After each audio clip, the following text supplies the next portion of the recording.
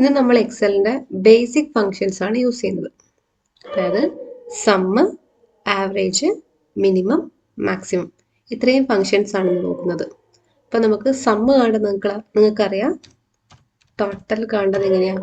Equal to some എന്ന് പറഞ്ഞ function ഉണ്ട്. എന്നിട്ട് ഈ 3 മാർക്സും കൂടെ സെലക്ട് ചെയ്ത് കൊടുക്കുക, ബ്രാക്കറ്റ് ക്ലോസ് ചെയ്യുക, എൻ്റർ.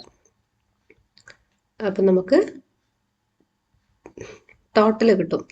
ഇനി നമുക്ക് മിനിമം മാർക്സ് കണ്ടുപിടിക്കണം. അതായത് 5 ഷേക്ക് ഫിസിക്സിൻ്റെ അകത്തും കെമിസ്ട്രീൻ്റെ അകത്തും മാത്സിൻ്റെ അകത്തുള്ള ഈ 3 സബ്ജക്റ്റിൽ ഏതിലാണ് മിനിമം മാർക്ക് ഉള്ളത്. അപ്പം മിനിമം മാർക്കാണ് കണ്ടുപിടിക്കേണ്ടത്. അപ്പം ഈക്വൽ ടു മിന്ന് നിട്ട് കൊടുക്കുക. മിന്നാണ് ഫങ്ഷൻ. മിന്ന് ഫങ്ഷൻ കൊടുക്കുക. എന്നിട്ട് 3 മാർക്കും കൂടെ സെലക്ട് ചെയ്യുക, ബ്രാക്കറ്റ് ക്ലോസ് ചെയ്യുക, എൻ്റർ. അപ്പം ഇത് 3ൻ്റെ അകത്തുള്ള മിനിമം മാർക്ക് നമുക്ക് കിട്ടും. ഇനി നമുക്ക് മാക്സിമം മാർക്ക് കണ്ടുപിടിക്കണം. അതിന് ഈക്വൽ ടു മാക്സ് എന്ന് പറഞ്ഞ ഫങ്ഷൻ ഉണ്ട്. എന്നിട്ട് ഈ 3 മാർക്കും കൂടെ സെലക്ട് ചെയ്ത് കൊടുക്കുക, ബ്രാക്കറ്റ് ക്ലോസ് ചെയ്യുക, എൻ്റർ. അപ്പം ഇതിൻ്റെ അകത്തുള്ള മാക്സിമം മാർക്ക് നമുക്ക് കിട്ടും.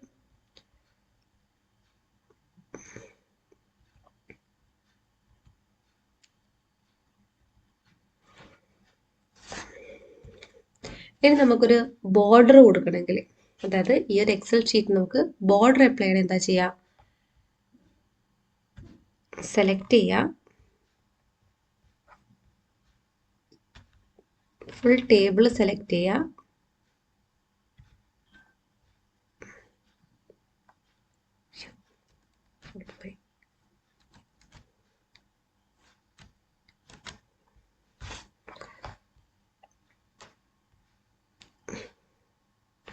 ഫുൾ ടേബിൾ സെലക്ട് ചെയ്യാം.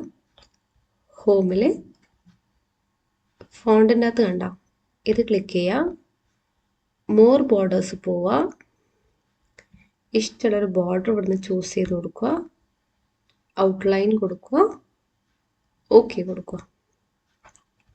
ഇങ്ങനെയാണ് നമ്മൾ ബോർഡർ അപ്ലൈ ചെയ്ത് കൊടുക്കുന്നത്. ഇനി നമുക്ക് ഈ സെല്ല് കാണുന്നില്ലേ, സെയിം വിഡ്ത്ത് അല്ലേ വരുന്നത്. ഇതിപ്പം എല്ലാത്തിനും ഞാൻ സെയിം ആക്കി വെച്ചതാണ്.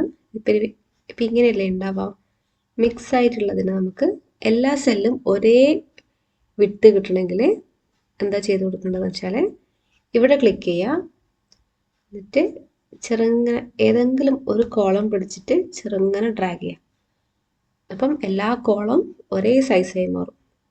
ഇനിയിപ്പം റോ ഒരേ സൈസ് ആക്കണമെങ്കിൽ ഏതെങ്കിലും ഒരു റോ പിടിക്കുക, ചെറുങ്ങനെ ഡ്രാഗ് ചെയ്ത് കൊടുത്തു കഴിഞ്ഞാൽ എല്ലാ റോയും ഒരേ സൈസായിട്ട് മാറും.